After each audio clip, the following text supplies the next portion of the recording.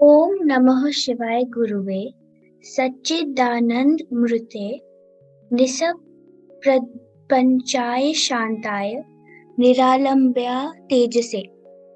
अर्थ: गुरु सभी का आत्मा है, सत्य, ज्ञान और आनंद का अवतार है, जो संसार से परे, शांत, स्वतंत्र और दीप्तिमान है। उन्हें नमस्कार है।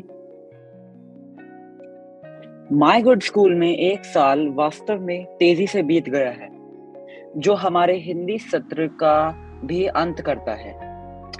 इस सत्र का हिस्सा बनकर हमें बहुत खुशी हुई, इसलिए मैं यशराज और मैं वाणी हिंदी के सत्रों की यात्रा के बारे में इस पॉडकास्ट की मेजबानी करने के लिए यहाँ हैं। लेकिन क्या आपको नहीं लगता कि इस पॉडकास्ट को और अधिक रोचक बनाने के लिए हमें अपने कुछ और जॉली इंटर्न्स और आवश्यकता होगी? सच में। इसलिए मैं अपने दोस्तों और इंटर्न्स रिशोना, शांभवी, आरफा, संदीप सर और जुगजीत सर को आमंत्रित करना चाहती हूँ। रिशोना, शांभवी और आरफा, कृपया हमारे साथ हिंदी सत्र के लिए अपने विचार और अनुभव साझा करें। हाँ, मैं इस बात से पूरी तरह सहमत हूँ कि हमारी हरी घास की छप्पर वाली झोपड़ी और बौना पहाड़ की यात्रा वास्तव में कुछ और ही थी। तो चैन और स्वामी से अंग्रेजी सत्र में मैंने बहुत कुछ सीखा है। मुझे लगता है कि भोलू, स्वामी और दो चैन बहुत अच्छे दोस्त भी बन सकते हैं। ये इत्तेफाक ही है कि हम तीनों दोस्तों की कहानियां पढ़ रहे थे। जैसे कि हम अध्याय या बारीक दिमाग से गुजरे, तो ये बहुत ताजा महसूस हुआ। हमारी इस घास की छप्पर वाली झोपड़ी और बौना पहाड़ को पढ़ने में अलग ही मजा था। कल्पना की इस बनावट में एक ताजगी और नयापन है। उपन्यास में बच्चों के सपनों की दुनिया जैसी खूबसूरत चीजें हैं। भाषा की चमक के साथ साथ भाषा का संगीत भी कहानी को आकर्षक बनाता है। भाषा की आंतरिक रचना आख्यास के साथ साथ वर्तमान के बोध को सजीव करती है। इस सत्र में हरी घास की छप्पर वाली झोपड़ी और बौना पहाड़ जैसी अद्भुत किताब पढ़ना असल में एक बहुत नए अनुभव के जैसा था, जिसने हमें एक नए नज़रिए के साथ भी प्रदान किया। इस किताब ने हमें एक और बहुत ही अच्छे दोस्तों के समाहार से भी परिचित करवाया। धन्यवाद वानी और यशराज और हमारे प्यारे साथी।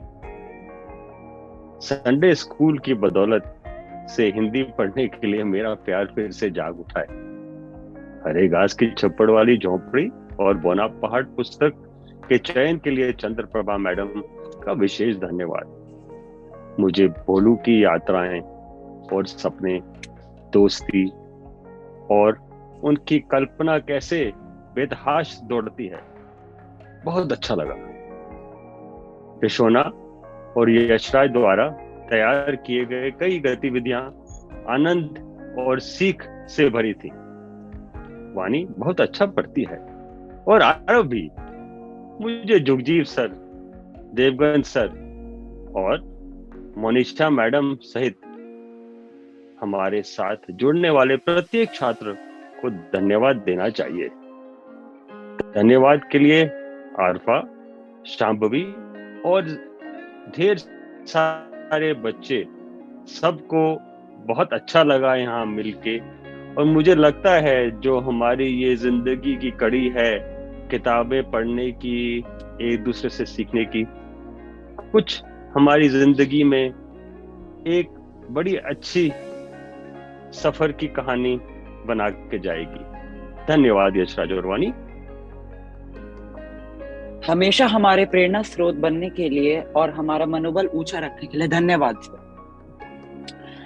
अब मैं हमारे लिए कुछ शब्द कहने के लिए जुगजीत सर को आमंत्रित करना चाहूंगा। वह एक अंग्रेजी के शिक्षक हैं जिन्होंने उत्साहपूर्वक हिंदी के सत्रों में भी भाग लिया है। मैं महोदय से अनुरोध करना चाहूंगा कि अपने कुछ शब्द हमारे साझा करें।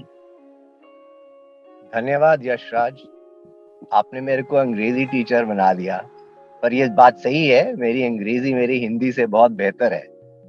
माय गुड स्कूल के हिंदी सेक्शन में मैं हिंदी को फिर से सीख रहा हूँ। जैसे संदीप ने कहा कि बहुत मतलब अच्छा लग रहा है हिंदी फिर से बोलने में और सुनने में। और जो शुरू में जैसे चंद्रप्रभा मैडम पढ़ रही थी, मेरे को लग रहा था कि उनकी आवाज में जादू है। उसके बाद एक और बात मैं कहूंगा कि मेरे को लगा कि जो हमारा हिंदी का पढ़ने का जो स्तर है वो इंग्लिश से बेहतर है। यशराज, अरफा, अन्वेषा, शोना, वानी, बहुत बहुत अच्छा आप लोगों ने पढ़ा। और जो खास बात मेरे को ये लगी कि पिछले कुछ महीनों से आप लोग ने सारा इस कार्यक्रम को आगे ले जाने का सारा बंदोबस्त आप खुद कर रहे हो। ये मेरे को बहुत बहुत अच्छा लगा कि आप खुद ये आगे चला रहे हो, और इसके लिए आप लोग को बधाई हो और दूसरे साल के लिए शुभकामनाएं। धन्यवाद।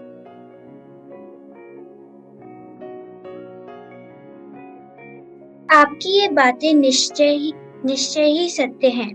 तुम्हारे बारे में क्या यशराज?